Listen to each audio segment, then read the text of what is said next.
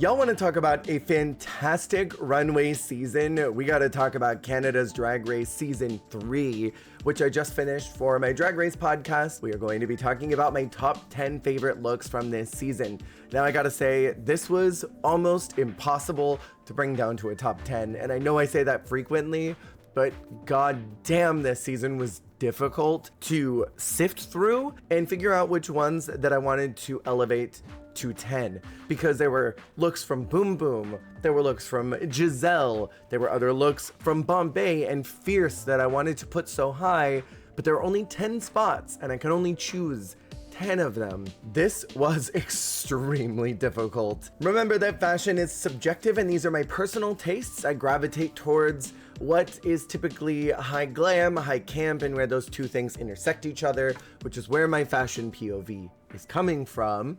I also like things that are memorable and long lasting, that when I close my eyes, I can recall that quickly and easily, and that's gonna be different for me than it is for others. So if your favorite look did not reach here, it's not my least favorite or I didn't hate it, it just wasn't in my top 10 after having to whittle down so severely. Without any more stalling, let's jump on in here. Starting with the number 10 look, we have Jazelle Lullaby's Bitch Stole My Look outfit. Jazelle had that banger God of the Forest that had the prosthetics. It was really creepy looking, and I loved that, and that almost made top 10 as well because I thought it was so out of her box.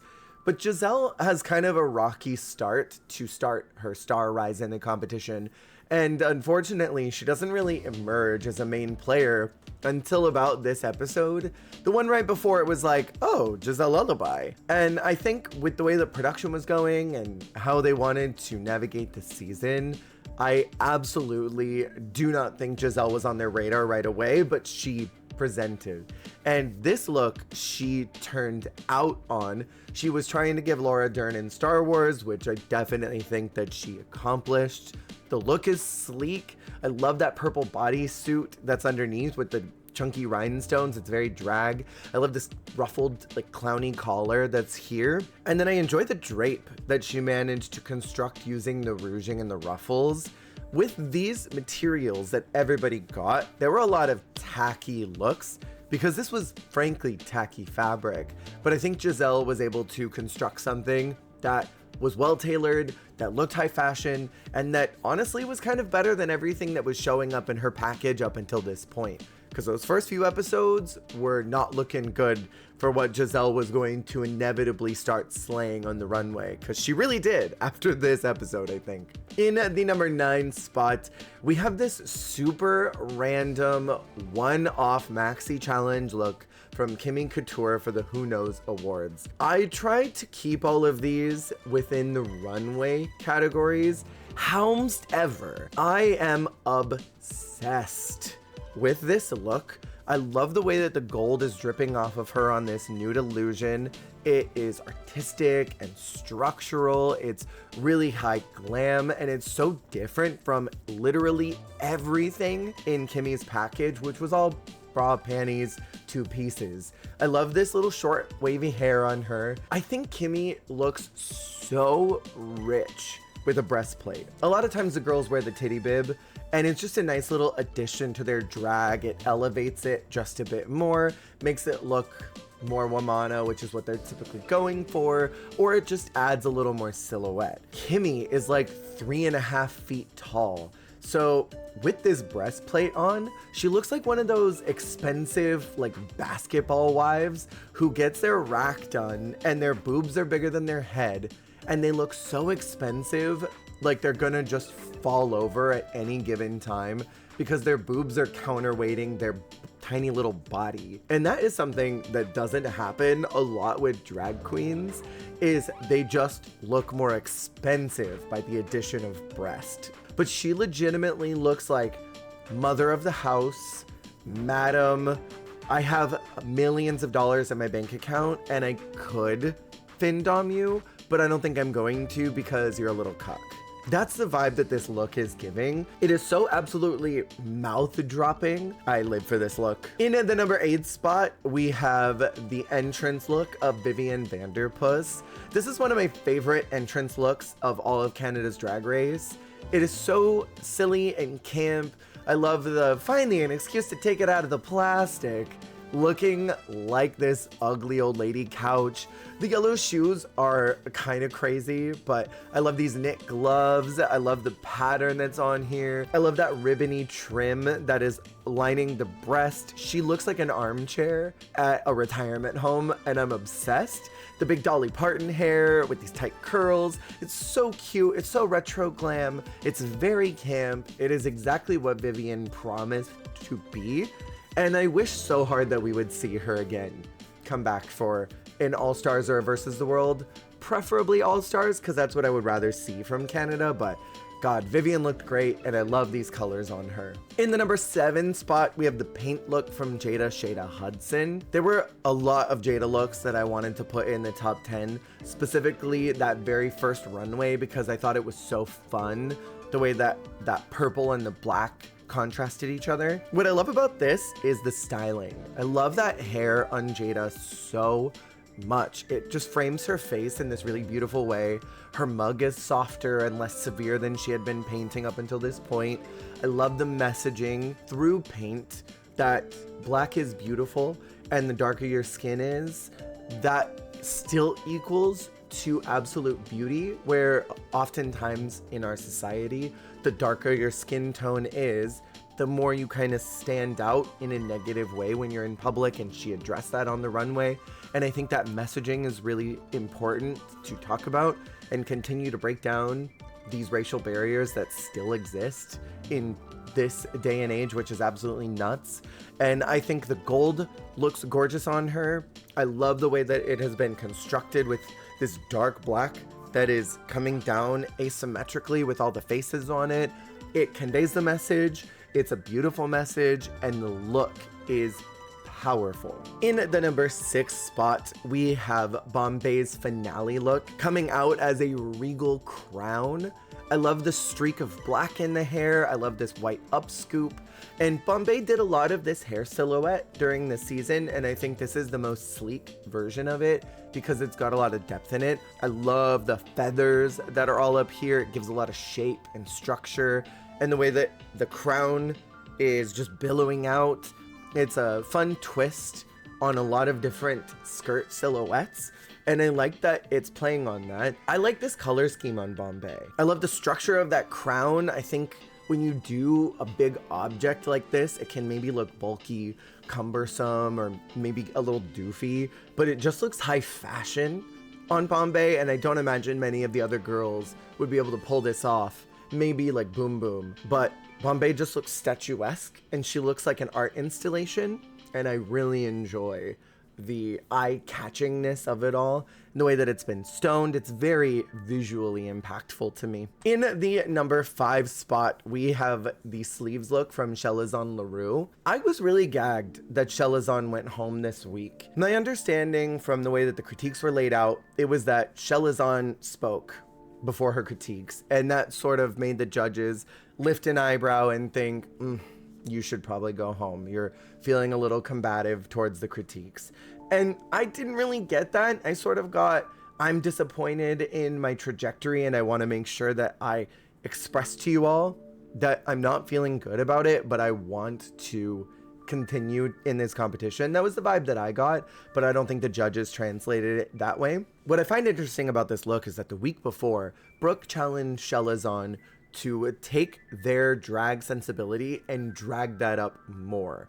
Make it bigger, larger than life, introduce more color. And Shellazison came out in this sleeve look, which was super exaggerated, was infused with color, had her message and story in it, did this fun contrasting makeup, which matches the garment, and did come out in what I would consider very high drag for this type of concept, in bringing cultural message and infusing drag into that. That's what this look was. And so for me, it was just such a gaggy moment that she followed the assignment and then got the boot.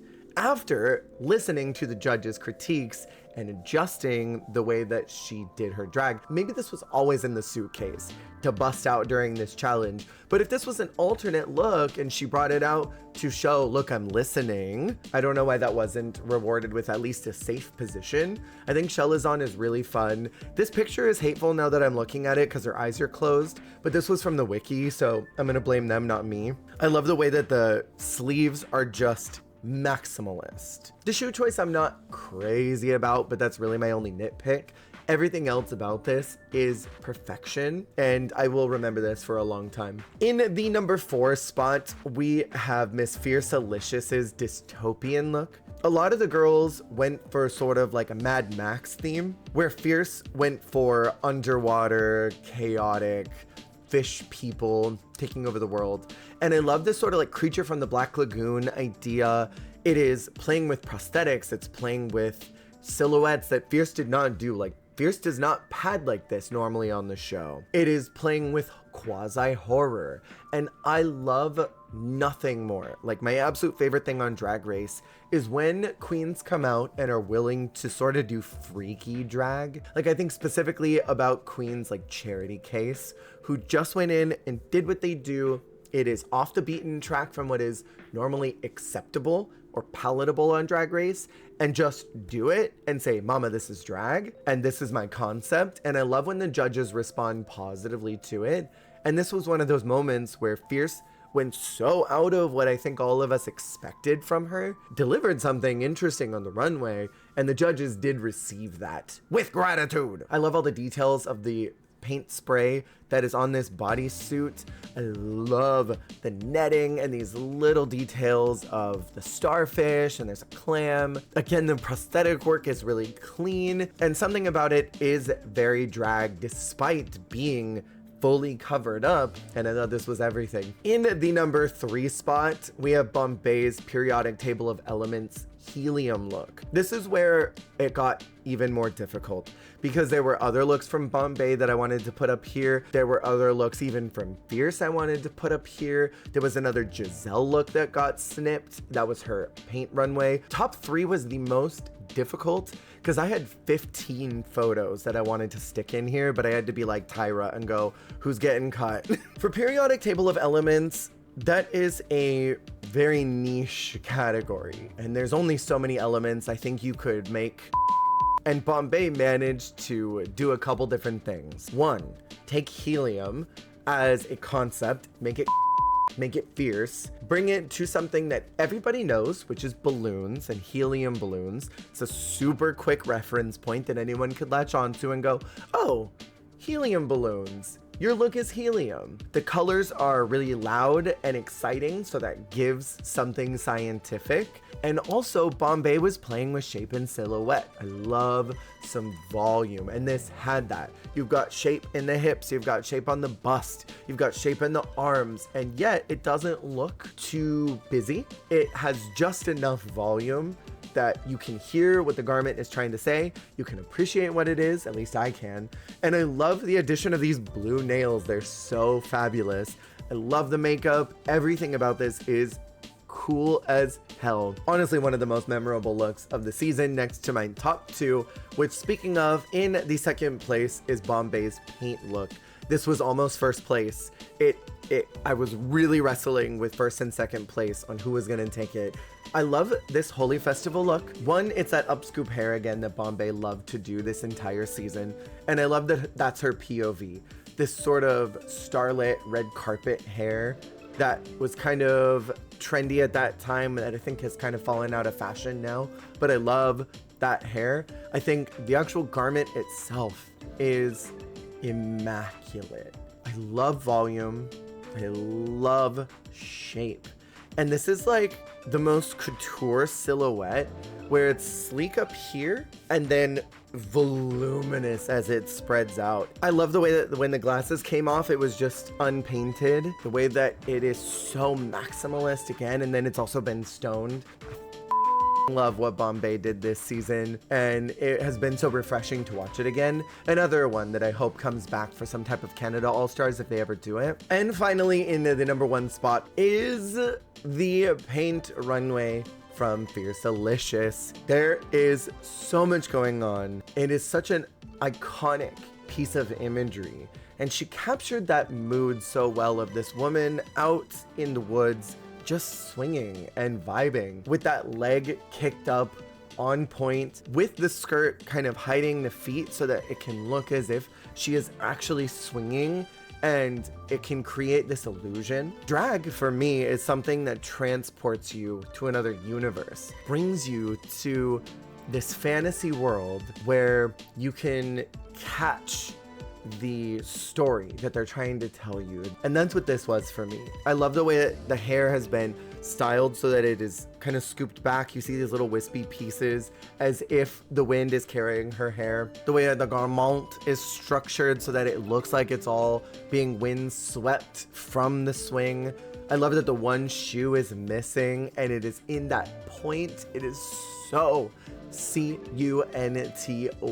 and I am obsessed. I love the little leaves that are lining the bottom of the skirt. There's a bunch of tulle that's down there in a tuft, so it just looks like grass underneath her. The structure of this actual swing that is here, it looks like she's sitting. It looks like the fantasy has come to life.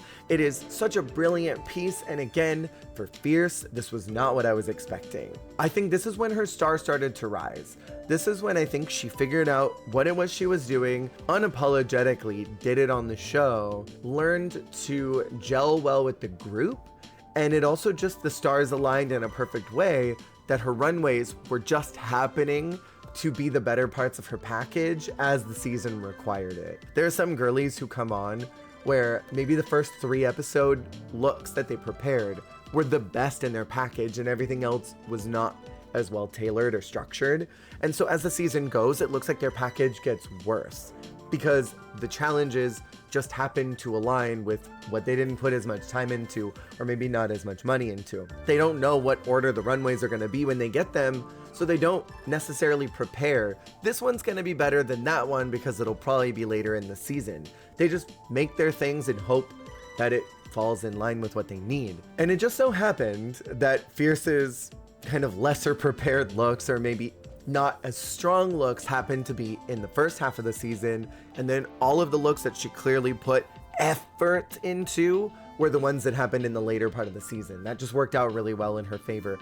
And this look, I think, is one of the most memorable of all of the art or paint runways. This stands out right next to like Nyx, but it took years before another artist was able to get on the show that had the same level of iconography as what Fierce did during this runway. And that's why it's #1 for me. It is so memorable. It is so incredible. Absolutely love what Fierce did this season. And again, it was hard to choose a #1 when Bombay was right there.